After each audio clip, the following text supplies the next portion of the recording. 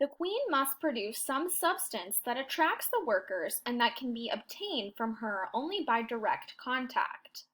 This substance evidently stimulates the normal working behavior in the hive. This chemical messenger has been called queen substance.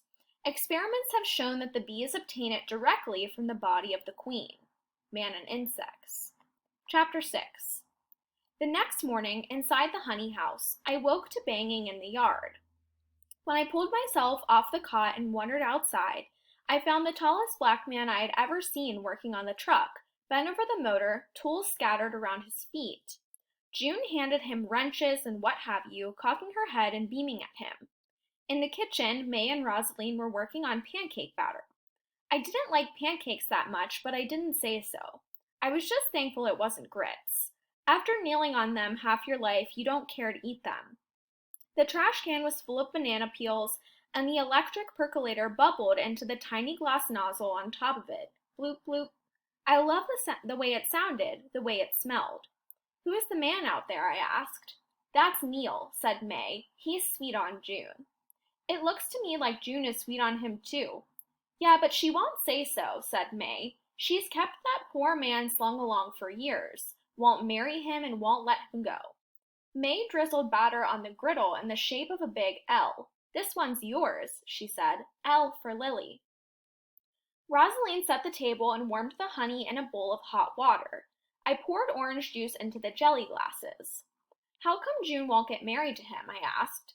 She was supposed to get married to somebody else a long time ago, said May, but he didn't show up for the wedding. I looked at Rosaline, afraid this situation of jilted love might be unfortunate enough to send May into one of her episodes, but she was intent on my pancake. It struck me for the first time how odd it was that none of them were married. 3 unmarried sisters living together like this. I heard Rosaline making a sound like and I knew she was thinking about her own sorry husband, wishing he hadn't shown up for their ceremony. June swore off men and said she would never get married, and then she met Neil when he came to be the new principal at her school. I don't know what happened to his wife, but he didn't have one anymore after he moved here. He has tried every which way to get June to marry him, but she won't do it. Me and August can't convince her either. A wheeze welled up from May's chest, and then came, "Oh, Susanna, here we go." "Lord, not again," said Rosaline. "I'm sorry," May said. "I just can't help it." "Why don't you go out to the wall?" I said, prying the spatula out of her hand. "It's okay." "Yeah," Rosaline told her. "You do what you gotta do." We watched from the screen door as May cut past June and Neil. A few minutes later, June came in with Neil behind her. I worried that his head wouldn't clear the door. "What started May off?" June wanted to know. Her eyes followed a roach that darted beneath the refrigerator. "You didn't step on a roach in front of her, did you?" "No," I said. "We didn't even see a roach." She opened the cabinet under the sink and dug into the back for a pump can of bug killer. I thought about explaining to her my mother's ingenious method of ridding the house of roaches, cracker crumbs and marshmallows, but then I thought, this is June, forget it. "Well, what upset her then?" June asked. I hated to come out and say it with Neil standing right there, but Rosaline didn't have any problem with it. "She's upset you won't marry Neil." I have never considered until then that colored people could blush, or maybe it was anger that turned June's face and ears such a dark plum color. Neil laughed. "See there? You should marry me and quit upsetting your sister." "Oh, get out of here," she said, and gave him a push. "You promised me pancakes, and I'm gonna have them," he said. He wore blue jeans and an undershirt with grease smears on it, along with horn-rimmed glasses. He looked like a very studious mechanic.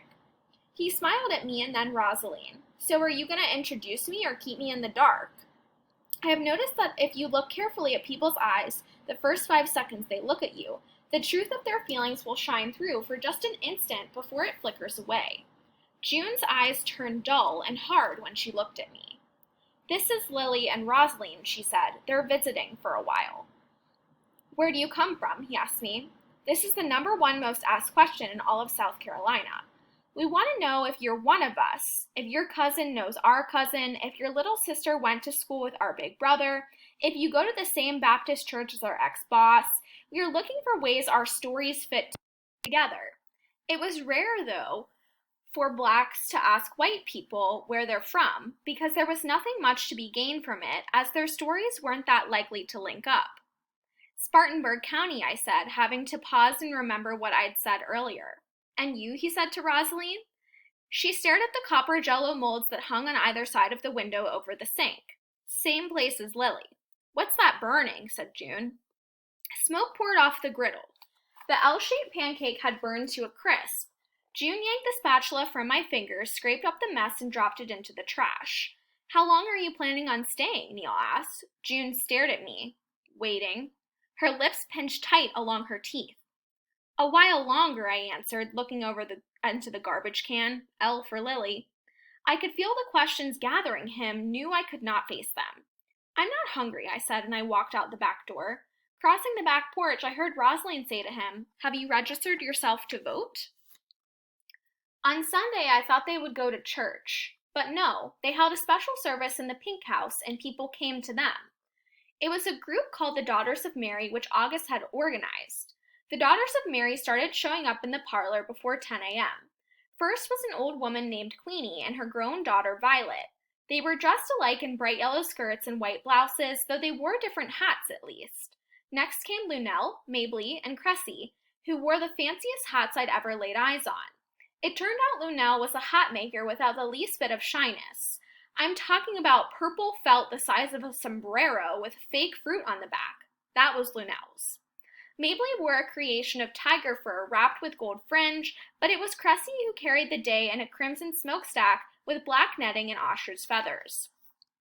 If this was not enough, they wore clip-on earbobs of various colored rhinestones and circles of rouge on their brown cheeks. I thought they were beautiful.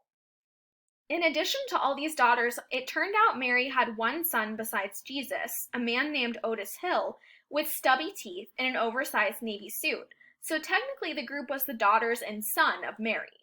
He'd come with his wife, who was known to everyone as Sugar Girl.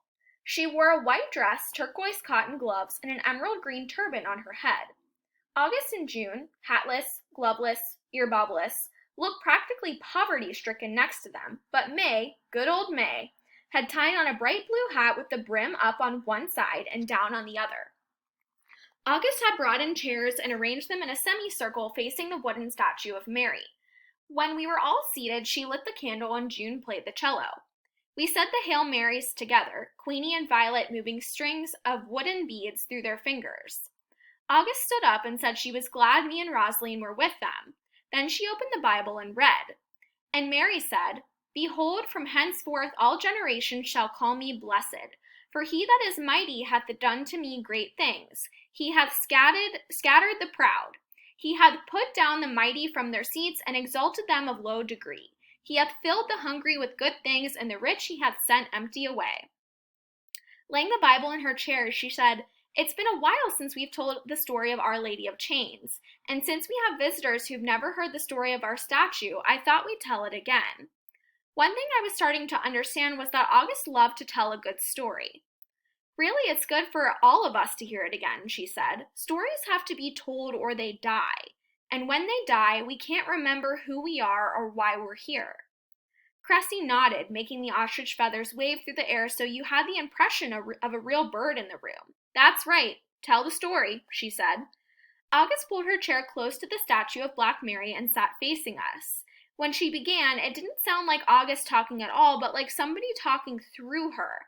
Someone from another time and place.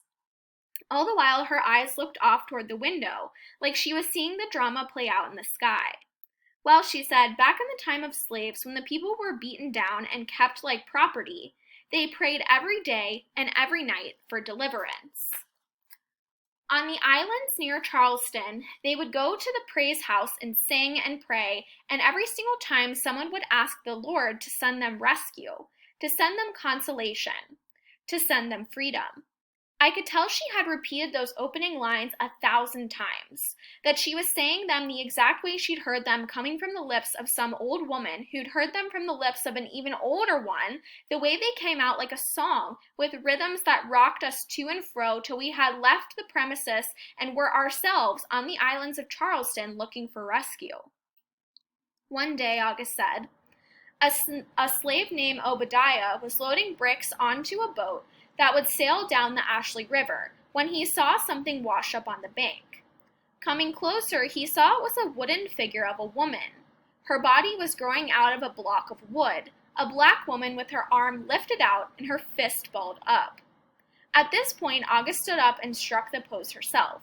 She looked just like the statue standing there, her right arm raised and her hand clutched into a fist. She stayed like that for a few seconds while we sat, spellbound. Obadiah pulled the figure out of the water. She went on and struggled to set her upright. Then he remembered how they'd asked the Lord to send them rescue, to send them consolation, to send them freedom. Obadiah knew the Lord had sent this figure, but he didn't know who she was. He knelt down in the marsh mud before her and heard her voice speak plain as day in his heart. She said, "It's all right. I'm here. I'll be taking care of you now." This story was 10 times better than Beatrix the Nun. August glided back and forth across the room as she spoke.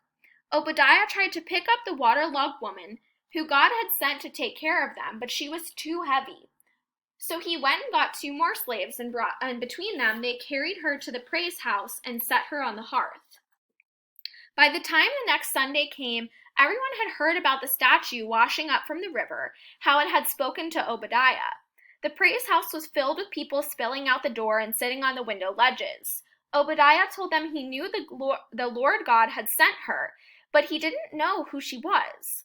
"He didn't know who she was," cried Sugar Girl, breaking into the story. Then all of the daughters of Mary broke loose, saying over and over, "None of them knew." I looked over at Rosaline, who I hardly recognized for the way she leaned forward in her chair, chanting along with them. When everyone had quieted down, August said, "Now the oldest of the slaves was a woman named Pearl. She walked with a stick, and when she spoke, everyone listened. She got to her feet and said, 'This here is the mother of Jesus.' Everyone knew the mother of Jesus was named Mary, and that she'd seen suffering of every kind, that she was strong and constant and had a mother's heart. And here she was, sent to them on the same waters that had brought them here in chains. It seemed to them she knew everything they had suffered." I stared at the statue, feeling the fractured place in my heart. "And so," August said, "the people cried and danced and clapped their hands. They went one at a time and touched their hands to her chest, wanting to grab onto the solace on her heart. They did this every Sunday in the praise house, dancing and touching her chest, and eventually they painted a red heart on her breast so the people would have a heart to touch. Our Lady filled their hearts with fearlessness and whispered to them plans of escape.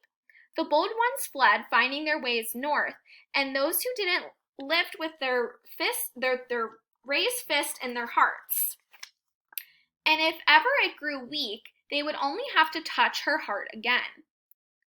She grew so powerful she became known even to the master.